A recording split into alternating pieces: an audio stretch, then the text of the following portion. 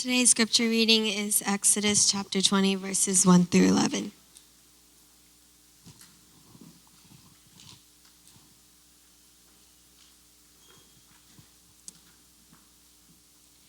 Then God spoke all these words, saying, I am the Lord your God, who brought you out of the land of Egypt, out of the house of slavery. You shall have no other gods before me. You shall not make for yourself an idol, or any likeness of what is in heaven above, or on the earth beneath, or in the water under the earth. You shall not worship them or serve them, for I, the Lord your God, am a jealous God, visiting the iniquity of the fathers on the children, on the third and the fourth generations of those who hate me, but showing loving kindness to thousands to those who love me and keep my commandments. You shall not take the name of the Lord your God in vain, for the Lord will not leave him unpunished who takes his name in vain. Remember the Sabbath day to keep it holy.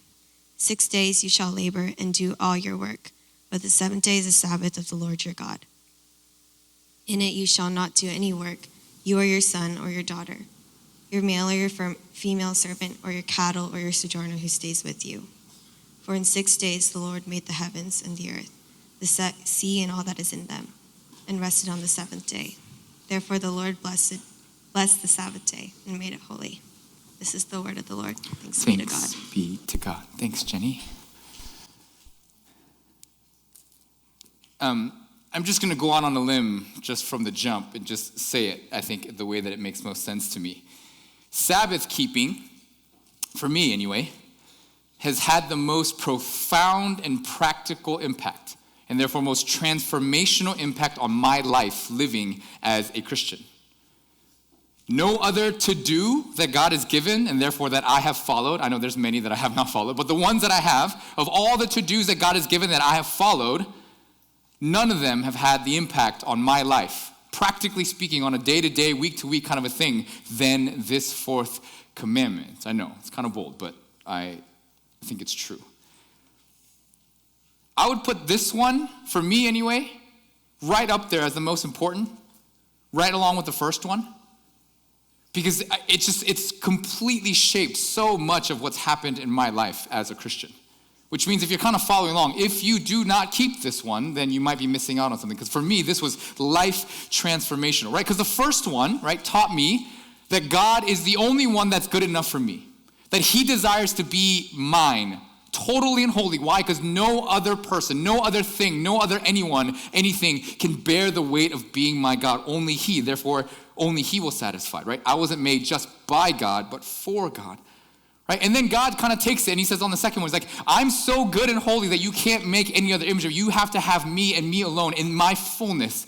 And then last week we learned that God, who values us and wants us, gives us his personal name because he says, I want to know you on a first name basis. I want to know you so intimately. I want to know you like real close. I want to have a relationship with you. And then this one, the fourth one, the reason why I think practically it just takes it up a whole notch is he just takes it way aside and he says, I need you. I want you because I want you so bad to set aside 1 day of a week, 24 hours to make it all about just me and just you. The God of the universe, as we were just saying, in some ways desperately saying, I want you. I not need you. He doesn't need us, but I want you to make 1 day just for me so that I can get to know you and you can get to know me. And so as I started following this commandment, this kind of happened in seminary, and one of my professors was teaching, the one that gave me this book, and it kind of just set my whole life like on a totally different trajectory. But as I was starting to learn and understand it, I realized the reason why this is so important, right, is because it tackles this all-important issue in my life. Click. Why we value what we value, and more importantly, how we measure our own self-worth. This commandment tackles at the heart why you and I value the things that we value and how you and I actually then measure our own self-value. Nothing else, in my estimation, shows us this more clearly than this commandment. And make no mistake, especially here in America, what you value, what I value, what we value dictates by and large the way that you and I live day in and day out. Your life, my life, our life is molded and shaped around that which matters most to you. And the fourth commandment, God goes right for the punch, and he says the thing for most of us that we value most, and therefore the way that we measure our own self-worth, is through how successful we are at our work. Okay, let me break it down like this. Students in here, you measure your worth through your GPA, your SAT score, your school rank, and the college you go to. Even for those of you who blessed enough in here who are Asian and Korean, right, who don't have parents who constantly bombard you with like study harder, do better, why didn't you get 100, why did you get a 98, that kind of mess, like you got to be top 10, so on and so forth. Even those of you who don't have parents like that, you're blessed, by the way, if you don't. Even you know inherently deep inside that your parents are happier if you do better, don't you? Even if they don't pressure you, you know that they're happier with you when you do well in your school. For the rest of us, in post-grad, young adult, career, whoever it is, for most of you, you measure yourself according to your job, even if your job is to be a parent, which is maybe the hardest job in the world. You measure yourself on the kind of job that you have, the company that you work for, the ranking within your company, your salary, your car, your homes, all of it, a measure of how successful we are and how well we are doing. It's how you and I measure not only our worth, but the worth of others in here. Sociologists calls this phenomenon the human rat race, our incessant drive to do better and therefore be more valuable, which for many of us, if not most of us, is probably our biggest and most important false god that we place in the place of God. Tell me if this definition of the rat race hits the mark. Click. It says, any exhausting, unremitting, and usually competitive activity or routine, especially a pressured urban working life spent trying to get ahead with little time left for leisure, contemplation, etc. Our biggest false god maybe is perhaps our need to be valuable based on our work success. Therefore, our image of God is the successful and accomplished God, and we often disregard Yahweh, who wants to know us, therefore, on a first name basis because we are too busy simply trying to get ahead. Which then makes sense why this is the fourth commandment. That the way we keep from ruining our lives as we make work our worth is simply to keep the Sabbath day holy. Again, for me in the American church, the thing that's least often talked about is this topic, and the thing that most Americans do not do or do the least is this, and I think that's why our churches in many ways are the way that they are. So today, two simple questions. One, click why Sabbath and how Sabbath. Two some very simple questions, right? Why keep Sabbath and how do we keep Sabbath? So let's jump right into the first one. Click why Sabbath, okay? And there's 4 reasons. And the first one is this. Click, it is how you and I were made. Consider this, Isaiah 58:13-14 will be on the screen. If because of the Sabbath you turn your foot from doing your own pleasure on my holy day and call the Sabbath a delight, the holy day of Yahweh honorable, and honor it, desisting from your own ways, that's key, from seeking your own pleasure and speaking your own word, then you will take delight in Yahweh, and I will make you ride on the heights of the earth. Oh, please, oh God, and I will feed you with the heritage of Jacob your father, for the mouth of Yahweh has spoken. Clearly, Isaiah understands that if you want to live the life that God promises, a life of freedom, then you have to keep the Sabbath holy. And this is because the easiest and clearest way to figure out what you value most is simply to understand how you and I spend your time. If you want, you can go home and write out your week, Monday through Sunday, and you can do the whole Excel spreadsheet thing if you know how to do that from, when you wake up to when you go to sleep. Or do the whole 24 hours and then catalog what you did this past week, hour by hour, and then you'll figure out what's most valuable to you. If you don't think that you're obsessed with your phones, just go take a look at how much time you spend on it, then you'll know. If you don't think you're obsessed with YouTube, then just go see how much time you spent watching YouTube or whatever it is that you're doing.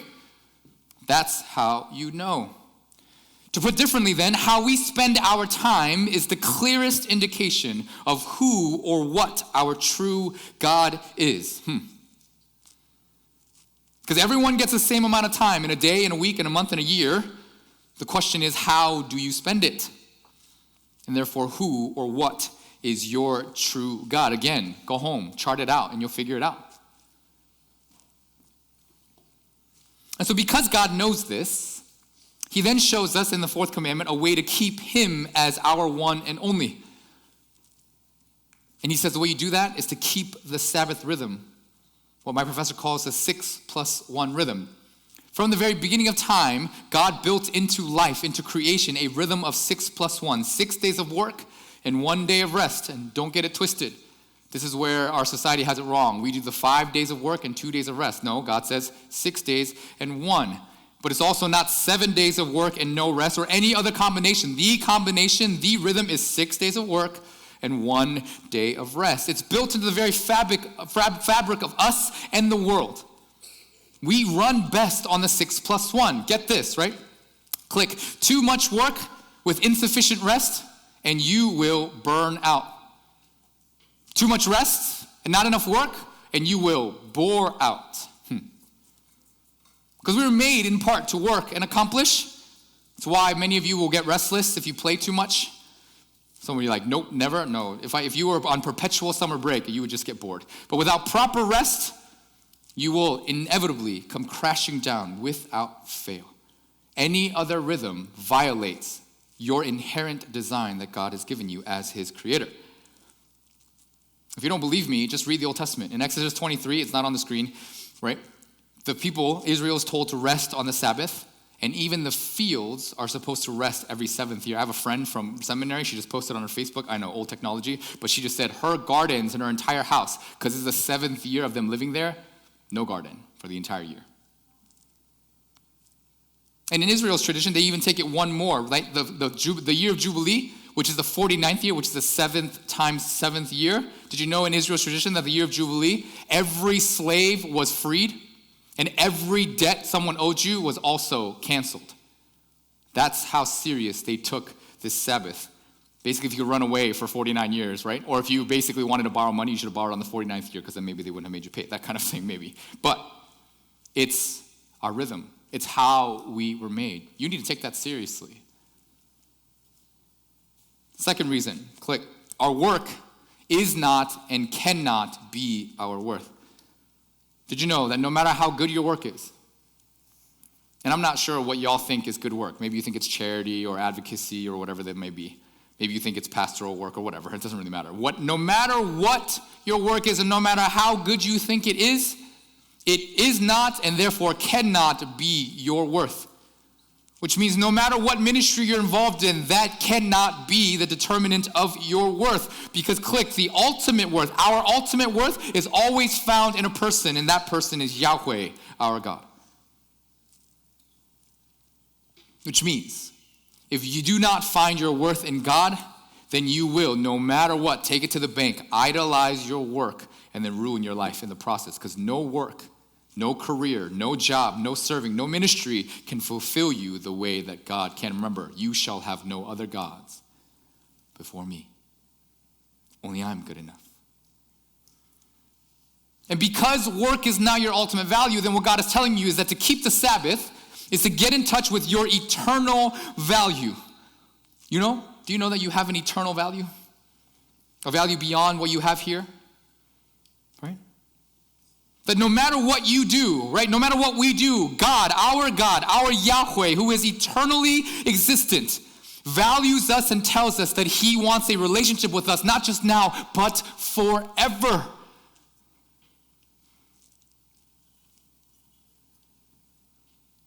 So much so that he's asking you, and to put it in like the most basic, I was tempted to title this, "Would you go on a date with me, please? Just once, every week, once a week. Set aside one day," he says, "and make it mine, for you and for me." For those of you who think that no one values you, for those of you who think that no one wants you, for those of you who think that no one desires to spend time with you, let me tell you a fact. Our God of the universe wants to spend so much time with you, thinks you are so valuable, thinks that you are so worth it, thinks that you are so wonderfully and fearfully made that he wants you to set aside one whole day so that you can spend it with him. That should go on your wall.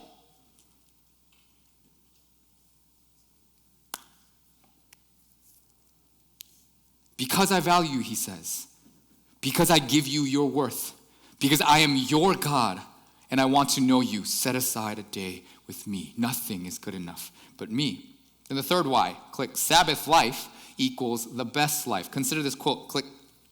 They, Sabbath keepers, speak of feeling treasured and protected. Just ask yourself this before I read this, or if you read alongside me, ask yourself if this is how you feel and this is how you understand yourself. And also, if you would like for you or other people to understand you like this, okay? They, Sabbath keepers, speak of feeling treasured and protected.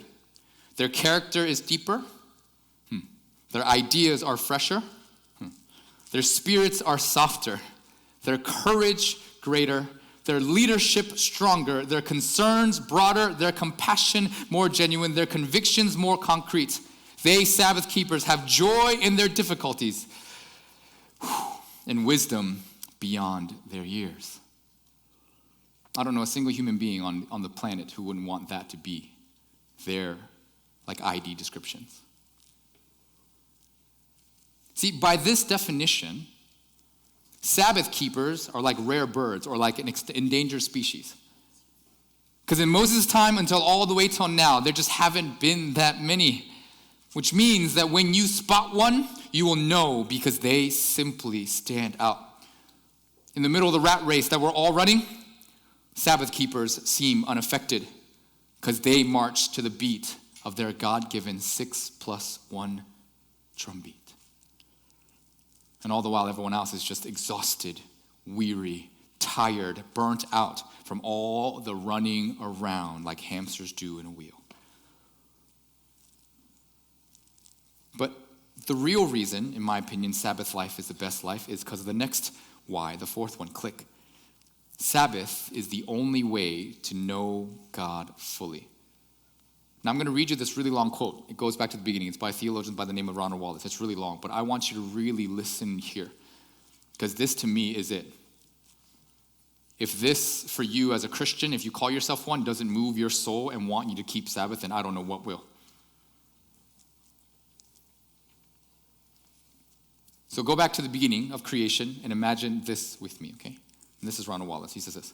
After each day's work, God, click, he pauses, stands back, and collects himself again, looks with careful judgment on what he has accomplished, which is a lot, and he pronounces it good.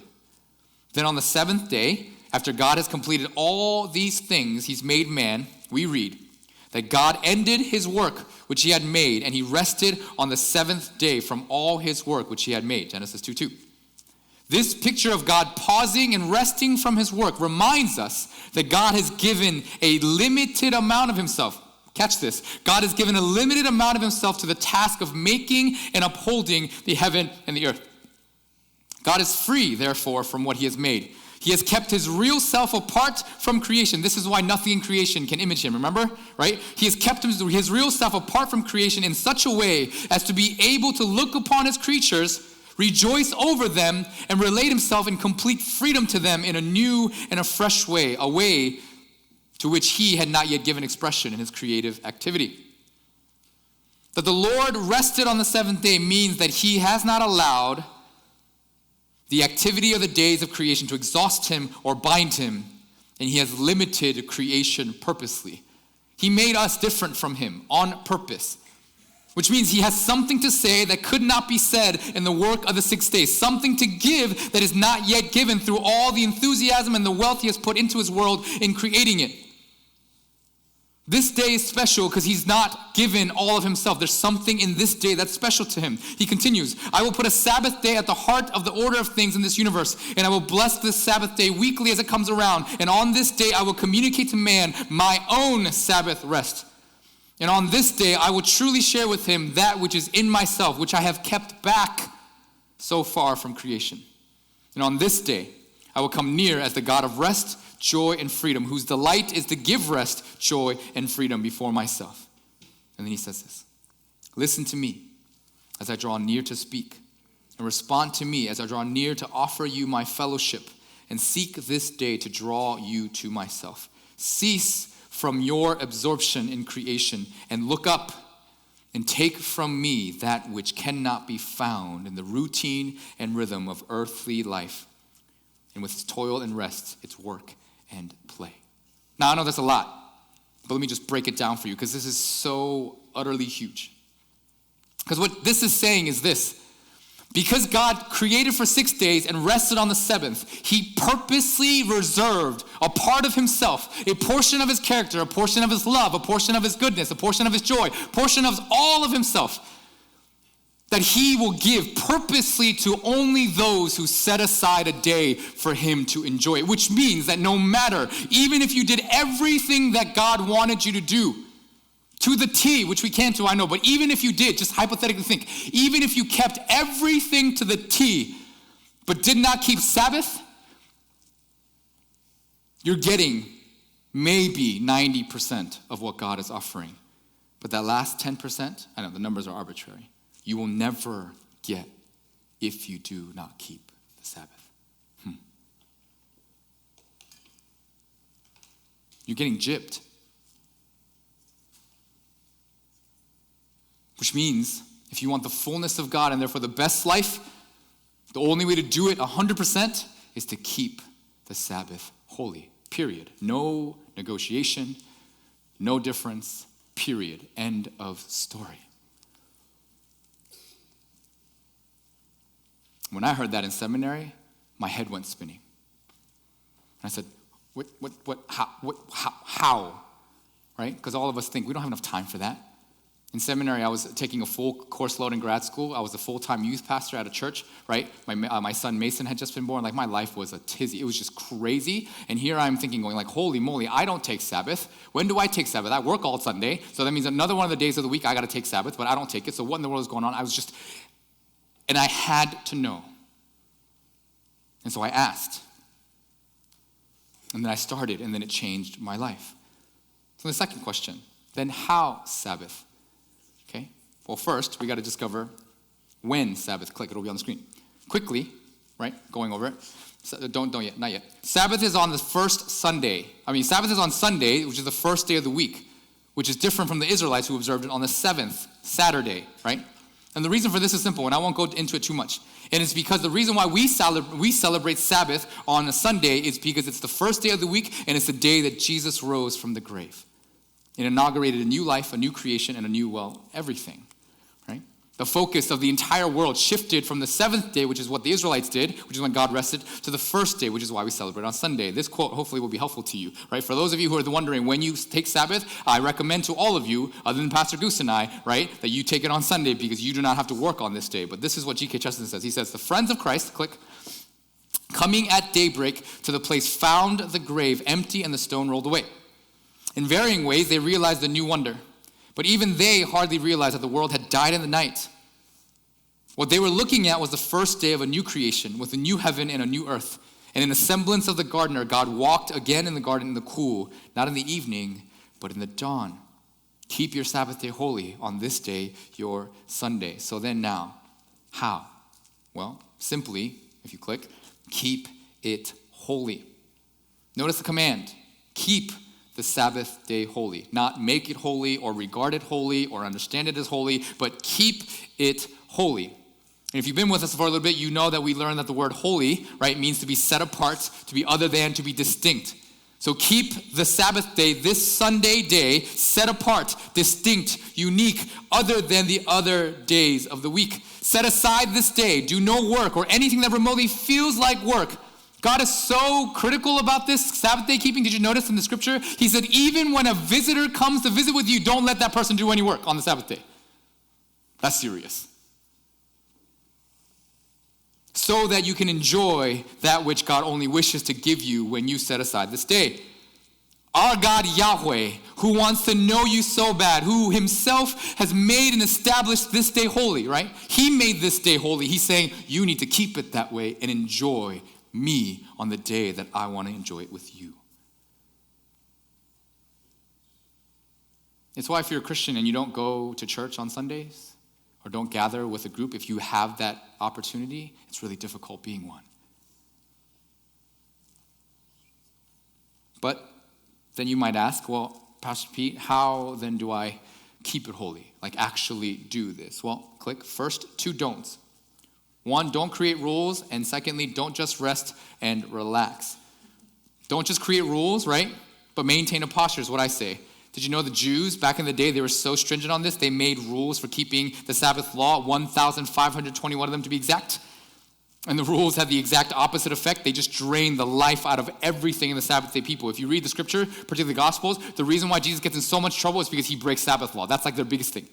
They had this stupid law that you couldn't take your ox and then walk it a certain distance and then untie it with 2 hands and then feed it water because that was work. You had to only walk a certain distance with 1 hand, untie the thing with 1 hand, and then give it water, and apparently that was okay. Like, it was so stupid. You couldn't walk more than, I forget the number, like some 3,000 feet in a Sunday, or you would have done work or so on and so forth, because they're all like farmers and things of that nature, like back in the day. That's what they did, but they completely missed the point. And the second one is don't just rest and relax. And let me tell this to the modern people, us.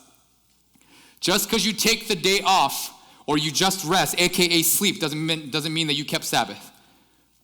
Keep the Sabbath day holy isn't the sleep in and do nothing commandment. There's way more to it than that. I know. Getting up for church is so hard. I know.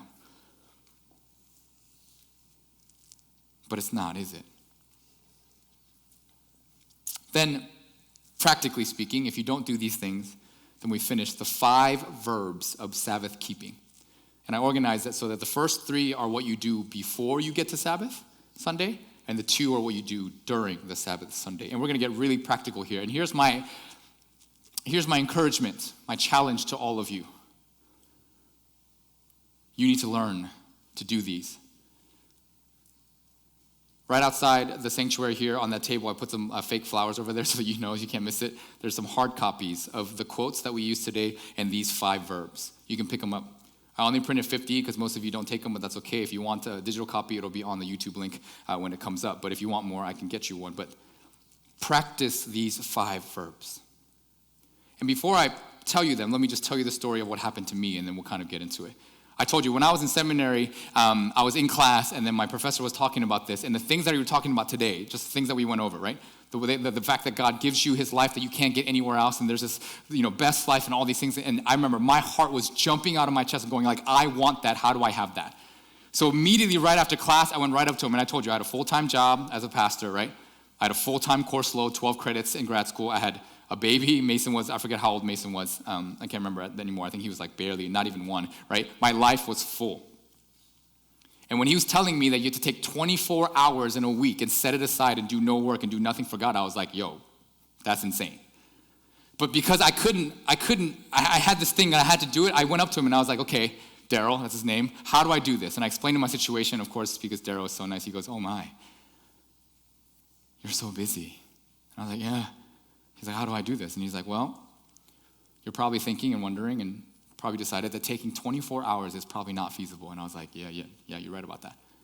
So then he goes, then how about you then take 15 minutes in between major things that you do.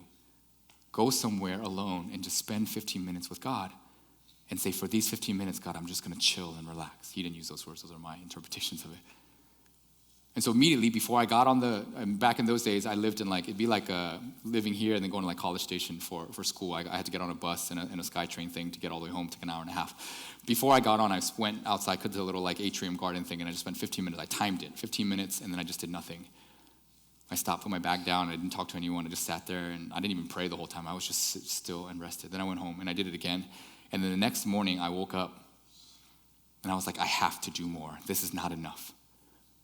And so I just looked at my schedule and I thought, where can I carve out 24 straight consecutive hours of doing nothing? And I looked at it and I realized that I had a class Wednesday from 9:30 to 12:30, and I didn't have a class again until Thursday at 2:30.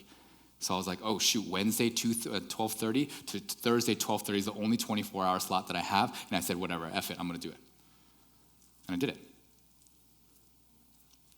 I know. People were like, are you crazy? My friends thought I was committing suicide, academically and all sorts of stuff. That semester, up until that point in my life, I had never been that successful, that time management good. That year in my Hebrew class, that semester, you know what my average was? I'm not bragging. It wasn't that good the previous semester. It was 99.7. Hebrew was really hard.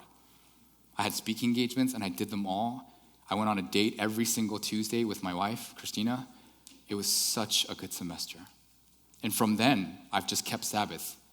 Sorry for this term, religiously. I just never have wavered from this. But let me give that to you as a backdrop so that you can then practice these things, just as a way of encouraging you. 5 verbs. First, desire. Number 1, desire the Sabbath rest. Ask yourself this question: is this Sabbath life the life that I want? Is it? Or are you okay? Are you satisfied with the life that you're living? More importantly, do I desire to have this intimacy with God that he promises only on the Sabbath rest? Do I desire to have God be my worth? Do I desire for Jesus to satisfy me? Do I desire to get to know Yahweh really, truly on a first name basis? And if the answer to these questions are yes, and ask yourself these questions, then you move on to the second verb, which is to decide. Decide to obey. Decide to trust. As you desire Yahweh, decide that you are going to listen to him and do the things that he has taught you. Decide to keep the 6+1 rhythm. Again, this will change your week. This means that you need to do something differently. Decide that that's the best rhythm, not 5+2, 4+3, whatever it is. For those of you who have weird working schedules, like I'm looking at the health professionals in here who work 3 12-hour shifts and you have 4 days off, you got to figure out how to work your schedule around so you're keeping the 6+1 rhythm. Decide then to set aside this day as a unique, holy, and different day dedicated to God and his people, myself and creation, to do what it takes to make this happen. You got to decide that. No one's going to do it for you. You can't walk out of here and just be like, oh, that was a good sermon. I don't want to hear, Pastor Pete, that was a good sermon. Thank you. I don't want to hear that because it doesn't really matter if you thought it was good if you don't do these things. I'm just being honest.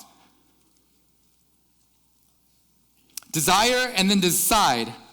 And then thirdly, change the routines. And this is where things get quite practical and quite like you can't fake the funk on this one. You got to change your routines. Ask yourself, how do I establish a true 6+1 rhythm?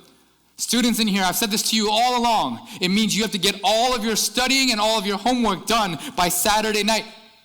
Which means that Saturday is not a day you can just do nothing. Saturday is a study day. It's a homework day. It's a work day. It's not a play day. Sorry to break it to you. It's just the way it is. But no work on Sundays. Don't bring it. Don't think about it. I'm going to get in trouble for this comment, but I think it's worth making here. If you know, our church has Korean school, and the Korean school teachers and everyone, they do a wonderful job. Korean school here at our church is fabulous in terms of the content, what they teach you. I think they do so well. But everyone asks us every single year why my kids are not in Hanggarakyo, why my kids aren't in Korean school.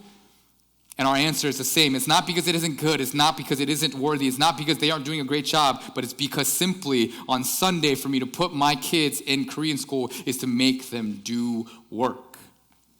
Which means I have failed in my responsibility as a father to protect my children who do not make those decisions from not doing work on this day.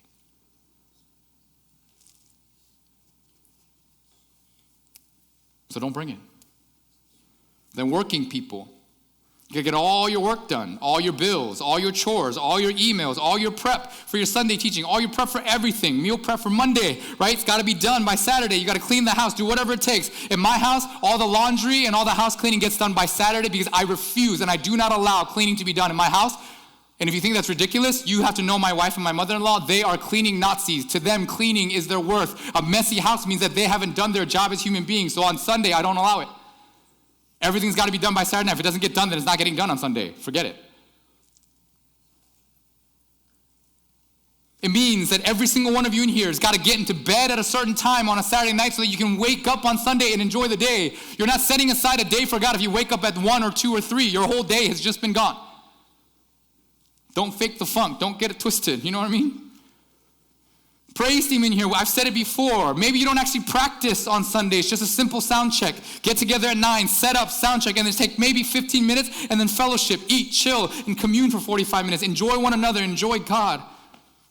Teachers' meetings, I've long said this to Goose and everyone else. I long for the day where we don't have to have a 45-minute teachers' meeting, where we can just get together in a huddle, pray for your people, and then go and then serve. Why? Because all the prep was done. I long for a day when we can meet together for 3 hours and once a month, so we can get all of that work done on that Saturday, so we don't got to do it on Sunday, so that we are keeping your Sabbath day holy as pastors. Change the routines and your rhythms. Look at your week.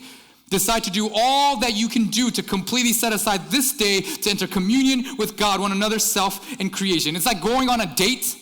It's like me going on a date with my wife, Christina, and saying, baby, I've set this day aside for you. We're not doing nothing but you and me time, and then I take all my work. I take my email, I take my laptop, I take my Bible, I take all these things, and we're in the middle of dinner, we order, and as soon as the menu's done, I put all my stuff out, and I go, yeah, Sonny, I got to do this real quick.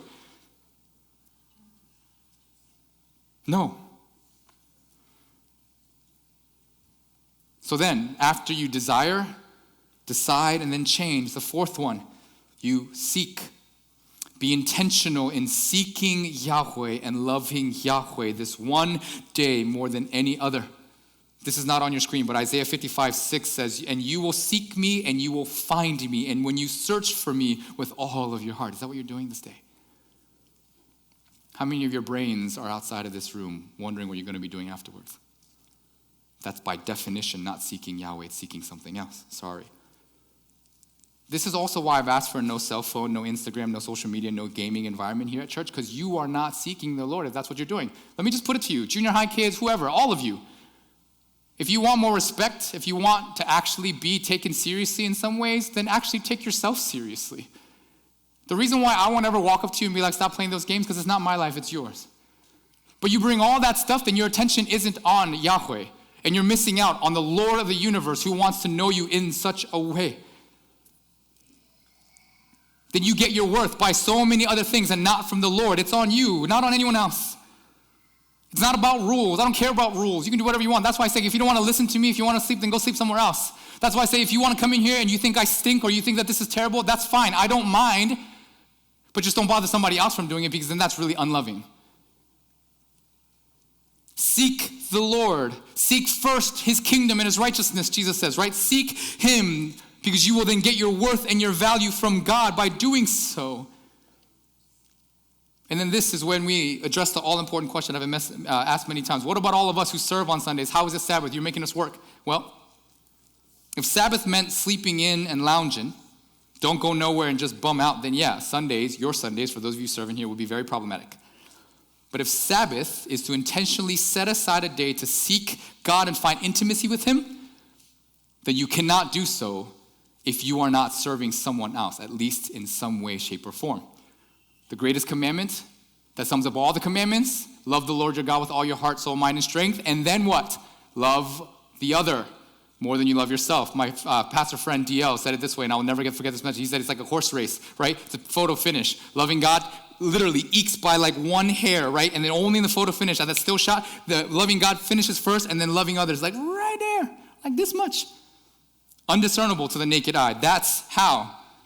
Acts of mercy, serving others, is a way to draw deeper intimacy with Christ. That's why Jesus says in Matthew 25 that when we, right, meet the hungry, the thirsty, the stranger, and the sick, we're doing that to Jesus. Set aside this day to seek him, to love him and one another the way that Jesus loves us, right? John 13, he says, the new commandment I have for you, love one another. That's love y'all in here.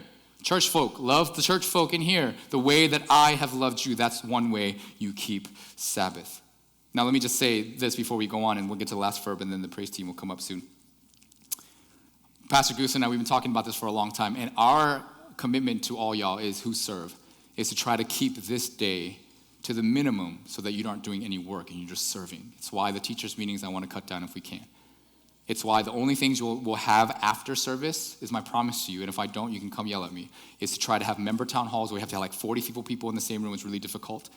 New fam lunch, right, when we have new people coming and we need to serve them and love on them, right, and then membership. That's it. Everything else on a Sunday afternoon should be free.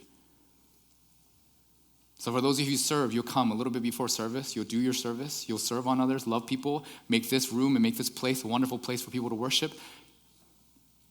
And then every once in a while, you have something to do after service, but most of the time, you're free to go and enjoy this day to do the fifth verb, which is to celebrate. This is my favorite part. You celebrate Jesus. You celebrate what he has done on the cross and the empty grave. This day is to remind us that God went to the grave and got up and said, death, you ain't got nothing on me. I get to live my life the way that I want to, because death, you ain't nothing but the past. Israel called Sabbath a feast, a day of rejoicing.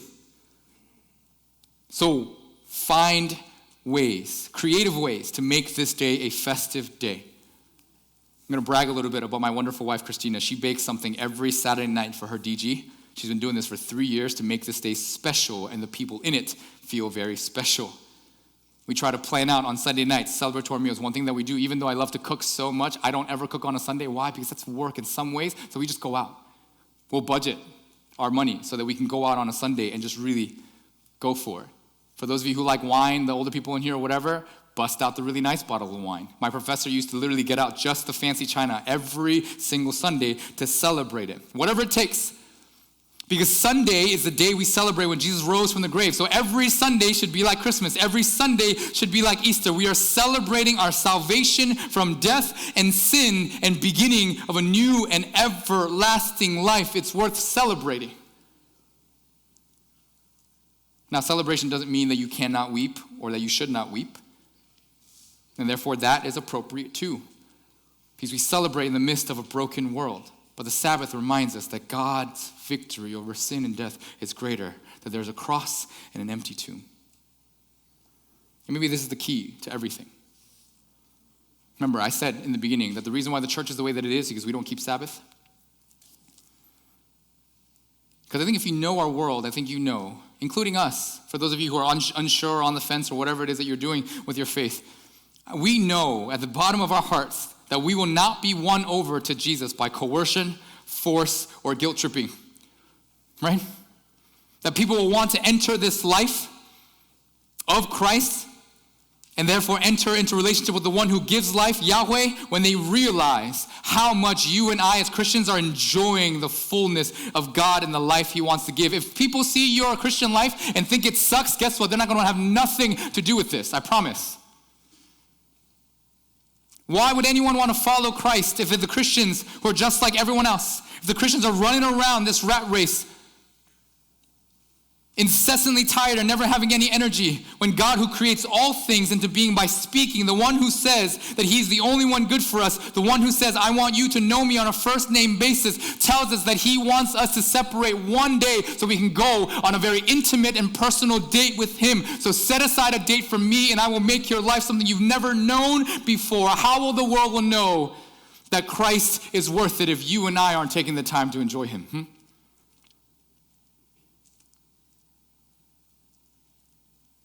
If ever you saw my wife and I walking around and we just looked so bored and so dead all the time, you'd be like, yeah, they don't love each other. You would know that. Will you set aside this day as I invite the praise team? Keep it separate. This day's got to look different than the rest of the 6 days of the week.